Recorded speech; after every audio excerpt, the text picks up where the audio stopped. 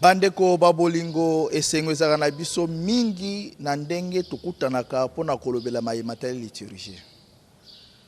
Boyebi posa na biso ezaka toyeba église na biso malamu, toyeba nini ezosalema, ne pona nini église azosala yango. Et lelo tokolobela matali temps ordinaire. Temps ordinaire eza nini?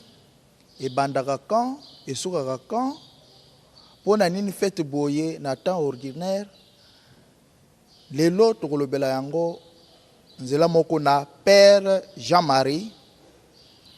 Père Jean-Marie oyaza curé na paroisse Saint-Jean-Paul II na 7e rue côté industriel.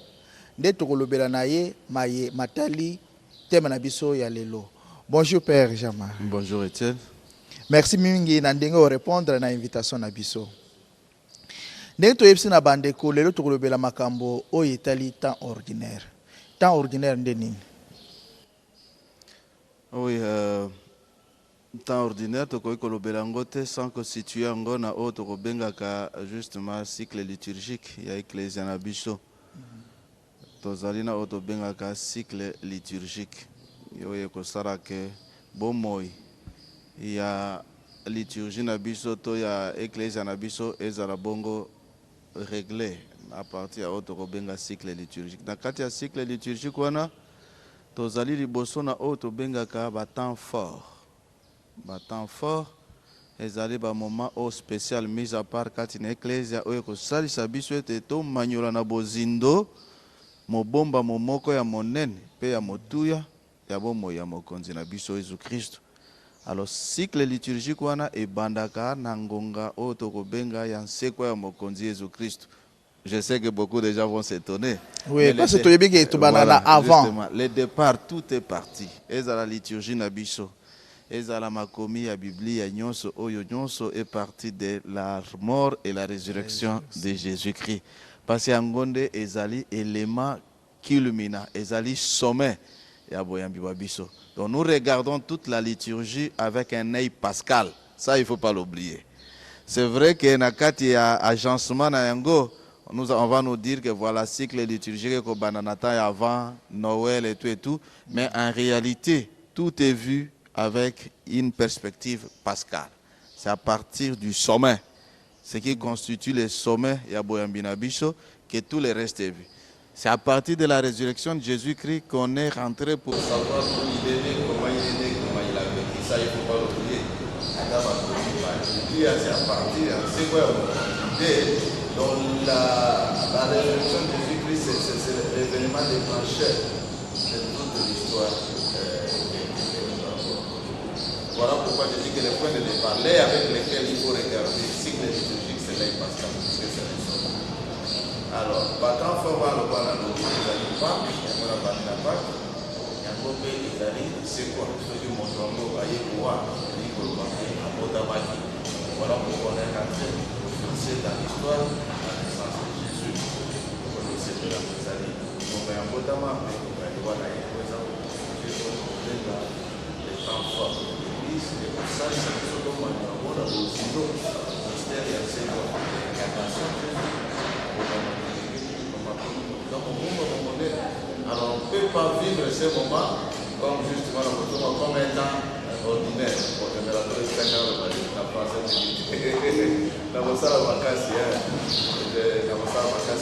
alors, il faut que vous sachiez que la Bongawanate, il y a Botamapé, il y a Pensewa Mokosokola, Bongamoko, Kaka, il y a mon message. Parce que ça dit Bomba Mobile, donc c'est qu'il faut faire de la voix, mystère de Bomba Mobile, Botamaye, il faut appeler Sewa. Il y a un monde de problèmes à mon alors, on va voir les gens qui ont un bomba, oh, il y a un peu de matin qui a un bomba, n'a pas eu de basa. Oh, les gens qui ont un bomba, d'accord, moni, nous avons eu de l'eau, on va se passer le matin, on va voir que pour ça, petit gars, on va prendre le micro. Dozonga, on va les saluer. Mais, na oyo, on a qui quand on va zonger, on va qui sous sur les mêmes thèmes. Madame Bazoki, après avoir mon Jésus Christ, c'est ça le moment fort. Mais vous voyez ici, vous avez besoin d'un moment qui est compliqué. mayebosali ni komona ndako apekisaki bango oyebisa bato te kasi bomoi ya bayekoli wana ezalaki diferent. Voilà biso mpe na bamoma mpo eza ngonga oyo tomataka na nkomba na mokili mpona kokota na bozindo mpenza ya mokomba ya libiki na biso. Kasi ntango ekosila awa tolobi ngonga ndoeto akaka esila eza ngonga oyo mokoza koloba sika bakosala nini bozonga bokende kobike yango nde tokobenga temps ordinaire. Mais temps ordinaire wana il faut ezala soutenu par le temps fort. Soki moto aza na kati ne na makoki ya temps forte ya mbotama seko apeni wa mokonzi akoki kobikela. Donc c'est comme la montagne où nous allons puiser énergie oyo ya bomoi ya mokolo. Temps ordinaire ezali bomoi ya mokolo na mokolo kobikela mokolo na mokolo. Kasi tokobikela nini mokolo na mokolo? Tokobikela mayekozwaka na batemps oyo tokobenga batemps fort. Yango nde eza lokola rechargement ya baénergie oyo ekosalaka mokolo na mokolo. Maintenant appellation ntango ozokopela kovivre temps fort après yango nde kopesa biso force ya koya kovivre temps ordinaire. Tozwa première partie ya temps fort tomoni kobanina avant kovivre botama ya mokonzi temps de Noël. Après wana tomoni temps ordinaire mokonzi tomati lisusu tovivre moment fort kobanina carême tovivre seko ya mokonzi tomoni temps ordinaire mosusu eye po tovivre maye esi na temps pascal. Alors na temps ordinaire wana pourquoi terme temps ordinaire eza na ntina te asalebani ya parole de Dieu tomona mopamba tosala nyonso tolingi baza temps ordinaire eza temps makasi mpona temps ordinaire ezali tawa bomoi ya mokolo na et ça c'est pas ordinaire na sala kolobaka eza pamba non. C'est-à-dire que sika eza bomoi ya mokolo na mokolo ata mokonzi Yesu Kristu yango eza bato mosala na yakendeki mikolo tukumine na ngomba oyo akomilengi ntango asilisi akoti sika wana bomoi ya mokolo na mokolo. Comprenez? Yango ete akutana na bato bazali na pasi abikisa bango, yango ete akende koteya bato mpona yango ete akombola bisi tusa nyonso wana azwaki makasi na ngonga oyo le temps fort oyo asalaki 40 jours na désert oyo kosambela mpe toyebi ete mokolo na mokolo ntango asisi mosala aza kokende kosala nini na ngomba kosamba kila nete bisekete. Ce sont des moments forts parce que quand il revenait makasi ya kosala mai azalaki kosala azalaki kozwa ngo na losambo ntango azalaki komata na ngomba.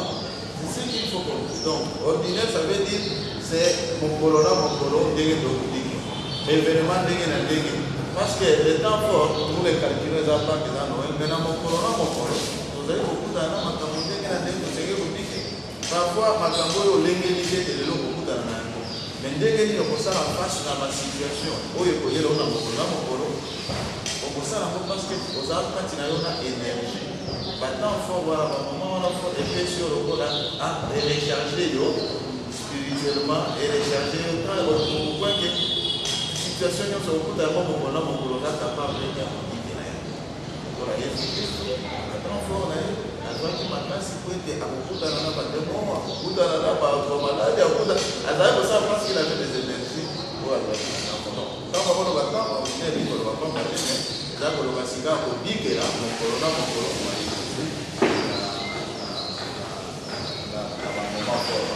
c'est l'application c'est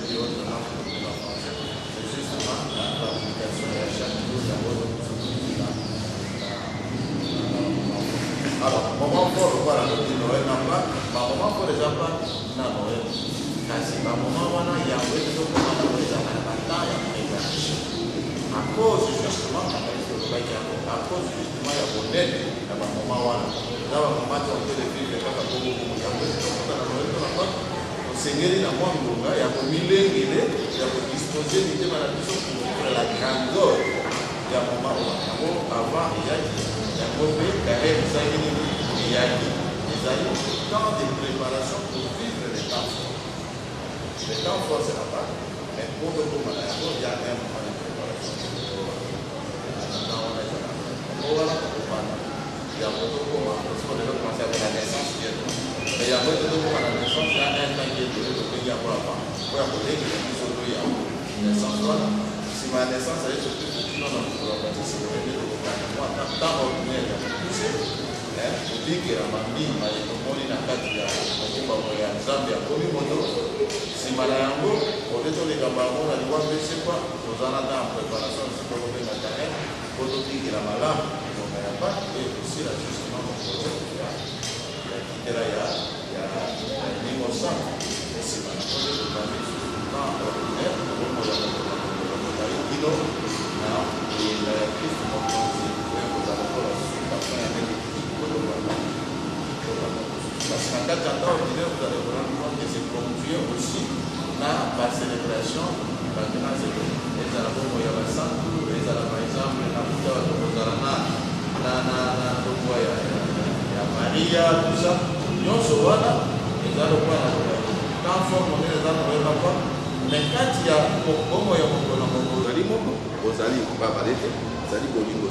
un seul amour qui crée et qui prend la figure du Père, le seul amour qui sauve, qui prend la figure du Fils, et le seul amour qui justement affermi prend la figure du Christ. Donc, Nzambe, il n'y a pas, Nzambe bazaba sa tote, Nzambe azamoko, kasi a besoin justement, ces trois figures en fonction, il y a trois grandes étapes de manifestation Nzambe Katina.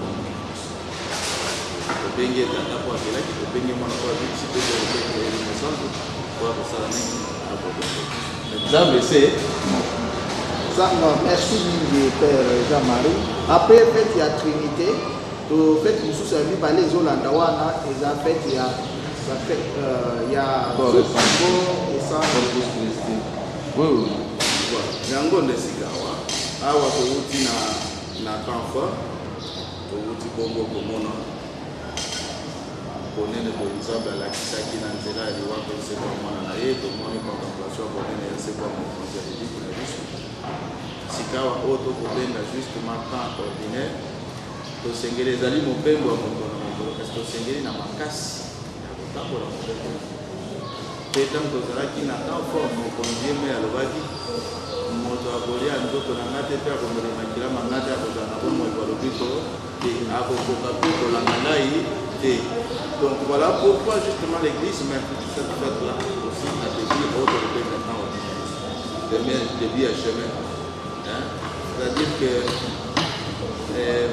na boiko image même Jésus-Christ dans Azalaki na ngomba tentation à liboso tuzabola yela ki ezalaki ama ayokaki nzambe.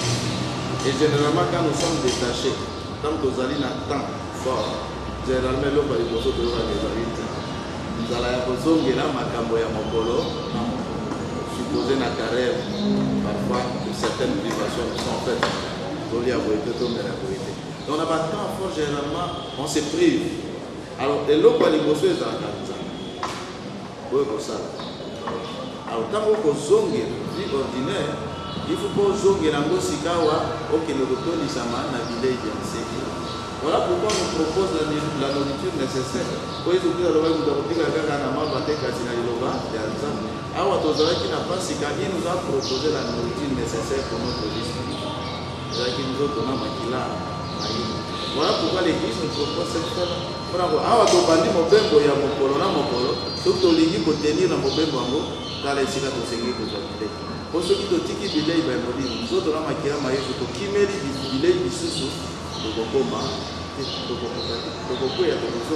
mais pour que nous restions dans la ligne, il y a ma boutique ma étoile, n'a pas si n'a pas fort. Voilà la nourriture nécessaire et quotidienne.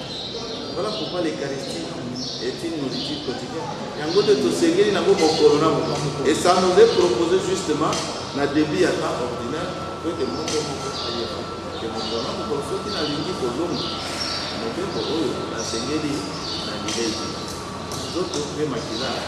donc c'est symbolique, c'est mis là, justement pour nous rappeler que c'est la nourriture dont nous avons besoin chaque jour pour y avoir tout ça.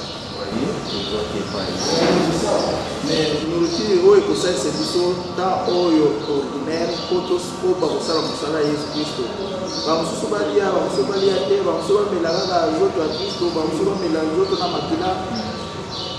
Oyo pourquoi donner à tout le monde, mais comme à boire il faut qu'on remplit ma condition. Ah oui, c'est bon. Ça sont des questions purement d'ordre catéchétique. Même lui-même, Jésus crée un certain moment de bâti, pour le pouvoir qu'il donne au Ghana, ça il a dit. On ne savait pas dire parce qu'il y a le il y a une certaine, justement, il y a une certaine préparation, ma disposition. Disposition pour y aller au feu, c'est mieux que ça l'a donné.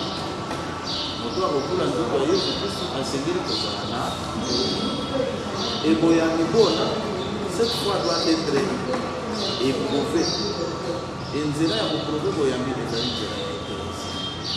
Comprenez? La Église, donc vous voyez, parce que vous avez un Boyami doté. Nous allons sacrer. Nous allons doté.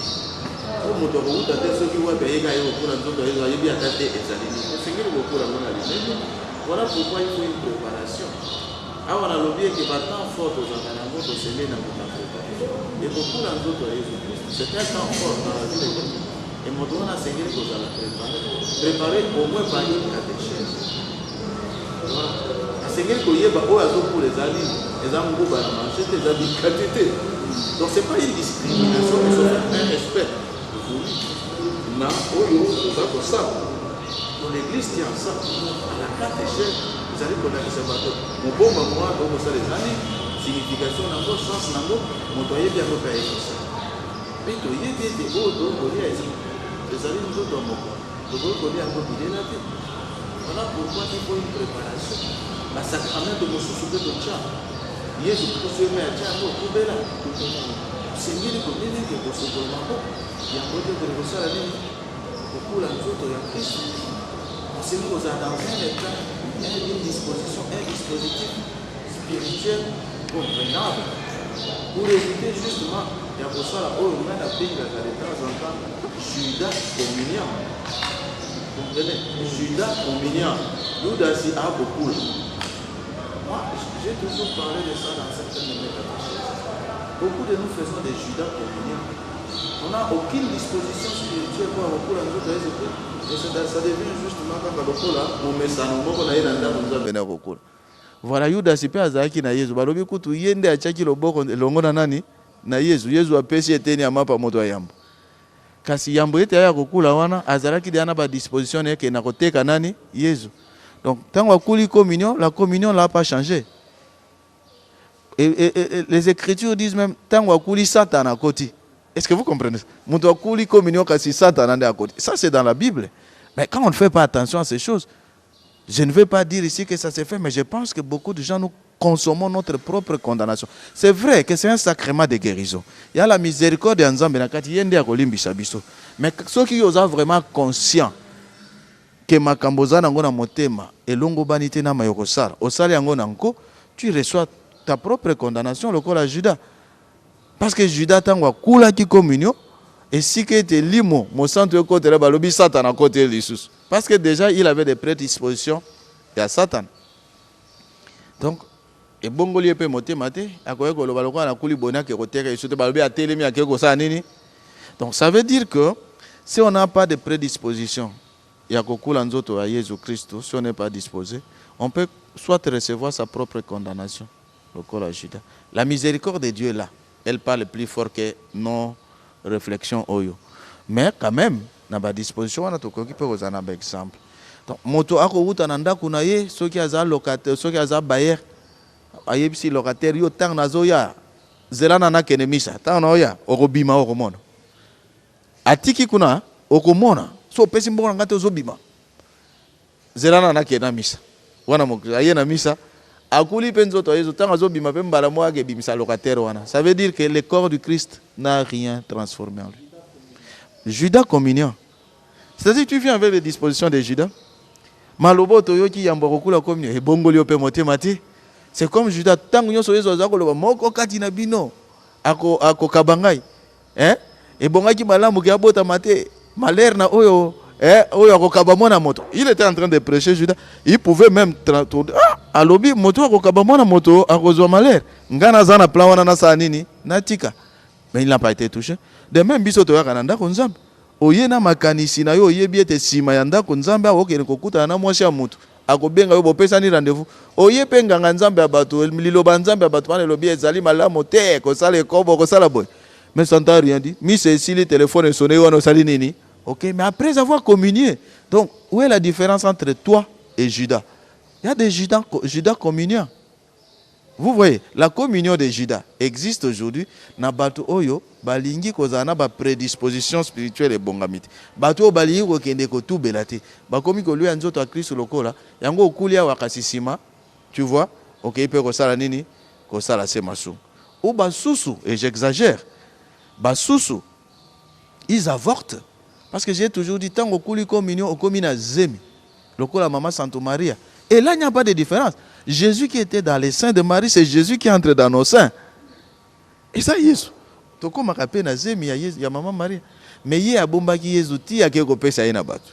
Mais bicho, pourquoi tant to kuli communion to bimi kaka on apporte malobe ko bima pas na bicho atinate. Parce qu'avant to comme on apporte nous avortons. Au coulier après au bimi chotiki ya OK. Voyez donc nous avortons.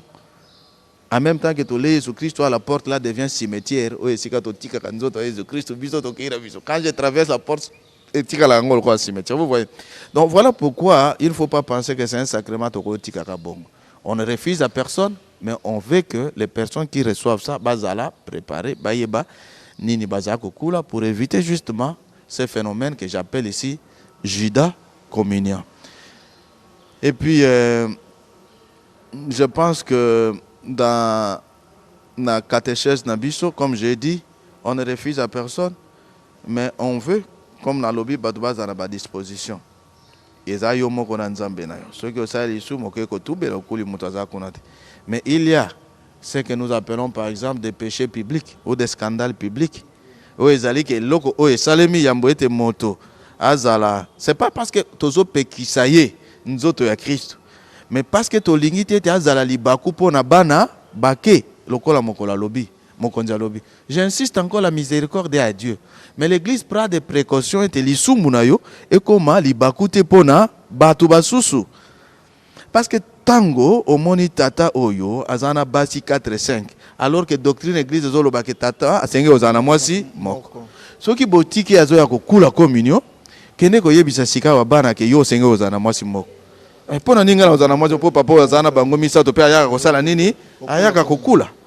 voyez, donc l'église prend des précautions pour éviter de scandaliser la foi des plus petits. Voilà, pour le moment, yo senge li susu ko fréquenter ba sacrement pour éviter justement que tant que tu sa catéchèse na bana oyo bazwa yo la référence. Mais boni maman papa nanga akula kamazana basi belé bino bozo yebisa biso ake mon Christ wa senge ozana mwasi. Vous comprenez un peu le sens. Donc l'église prend des précautions tant wa côté le misamotu na soki okwei na situation bo surtout na scandale public na péché public, l'église prend des précautions pour dire non. Okoyi kozala moyangelité, okoyi kozala responsabilité pour éviter justement que tu deviennes un scandale pour les autres. Pour éviter justement de prêcher contre notre propre doctrine. Donc c'est dans ce sens-là de jurisprudence et de précaution qu'à certaines personnes dont le péché est public, l'Église demande de s'arrêter d'abord jusqu'à ce que la chose soit reprise. Mais ce n'est pas que nous, parce que nous n'avons pas, ce n'est pas à nous de priver à quelqu'un la grâce de Dieu. La grâce de Dieu atteint la personne comme il veut.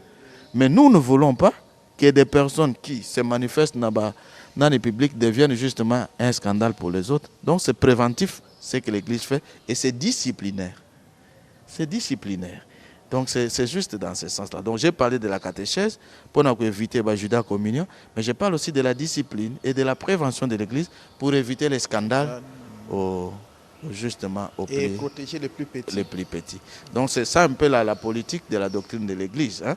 On ne va pas dire que parce que Moutoyo, Azabo, Akulate, Akokoma, Likolote, ça c'est pas nous. C'est pas nous. Mais nous insistons pour dire que pour comment Likolo, Jésus-Christ, Alobaki, Sengo, Kokula, Nzoto, Yangai. Et puis il y a des dispositions à Tikela qui biso pour Okula. Souci Nabiso, c'est que tout le monde a Kula. Mais on te rappelle que l'État aux alliés au Seigneur, que ça, ABC, pour ça, Nini, pour Okula. Penasuka, pour la Makambo communion, c'est justement aussi, comme je dis, c'est de la nourriture spirituelle. Ceux qui n'ont comparé à la nourriture,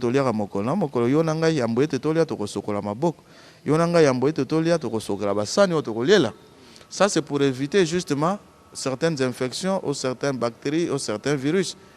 Parce que okoki kolia ngombe ya kitoko mokolo na mokolo kasi soki okolia ngo na basani elongo bani te to na maboko osali te esika toya monene okobanda kosala nini kokondo bato bakokama mais ce type il mange tous les jours bien mais mpo na nini ya kokondo parce que maboko osokolaka te mpe basani ezali ya salité. Voilà pourquoi nous devons faire attention. C'est de la nourriture bien préparée oyo esengeli kopesa biso justement cette vitalité spirituelle.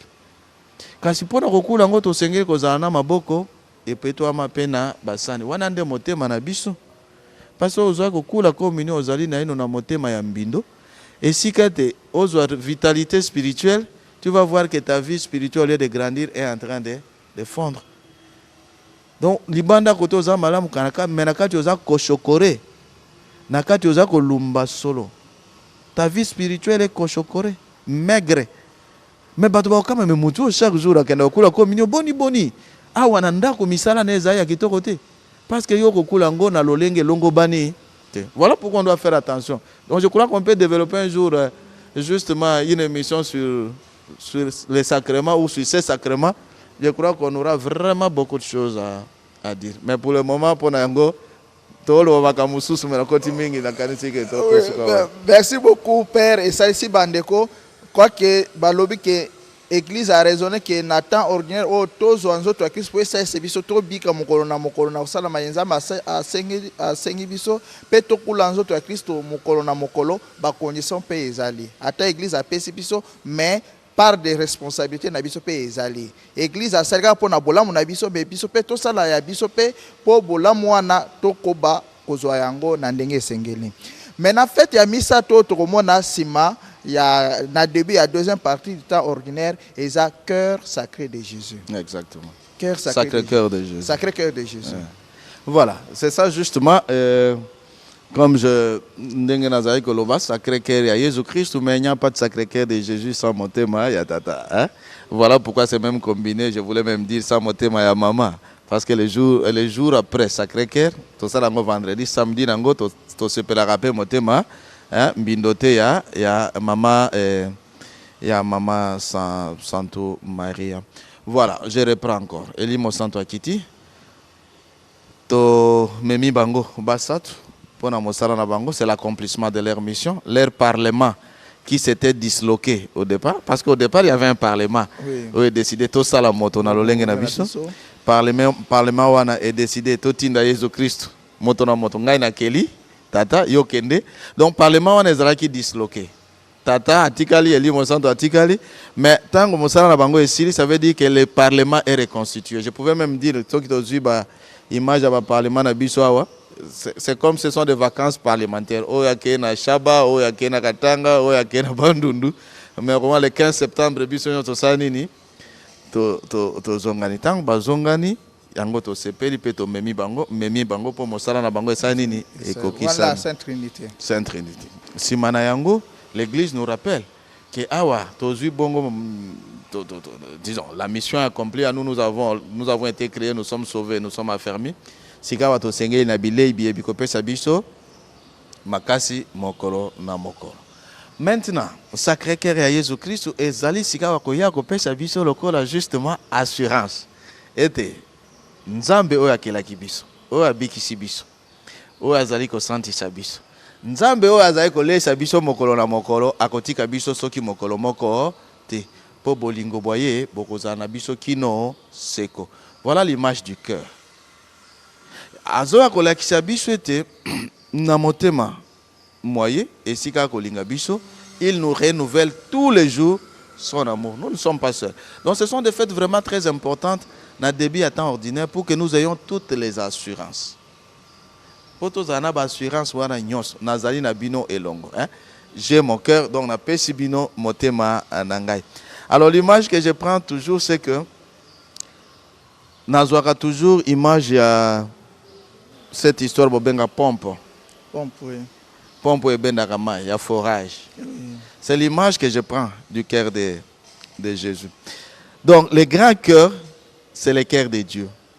Oyo akelaki biso pe oyo qui a décidé que abikisa biso. Et motema wana ya nzambe tata ngana kozwa ngo lokola nap akifer oyo ezana se oyo mai ezalaka na se wana oyo esilaka te. Cette nappe là intarissable, c'est l'amour qu'il y a dans le cœur du Père, de Dieu. Esilaka te. Kasi po bolingo wana ekomela biso, nous avons besoin d'activer une certaine machine otobengaka pompe pour ematisa mai wana na se et ya na tank. Cette machine là, c'est ce que nous appelons la prière. Non, c'est pas d'abord avant même la prière, je crois que c'est la foi en Dieu. Vous comprenez? On a la foi en Dieu, c'est ça qui fait venir de la nappe jusqu'à la tank. Et c'est ce que Jésus faisait. Et tank pour moi, tank au citerne, citerne, oui. C'est bobé en citerne, tank c'est en anglais, oui. Citerne, on a demandé à Jésus-Christ. Oyo akozwa. Mai, quand il active, yango asale kokende ressemble tous les jours après qu'il a travaillé. Pour na kotonde salisusu, tanki na ye wana na bolingo bona boye bozali ya ye ya tata pe elimo santo. So tangwa salisi bato azali na posa kizongela Yesusu tata toni sanga Yesusu na bolingo wana. Ça c'est le tank. Nani citerne wana isa wana. Sika wana citerne tozana oto bengaka comment vous appelez ça? Robinet. Yango nde biso sikawa. Nous venons avec nos petits cœurs qui sont des récipients. Nanzela ya losambo. Quand tu actives la prière et la foi, eza robinet okufongola po bolingo bona bokota na motema na lokola mwa cantine.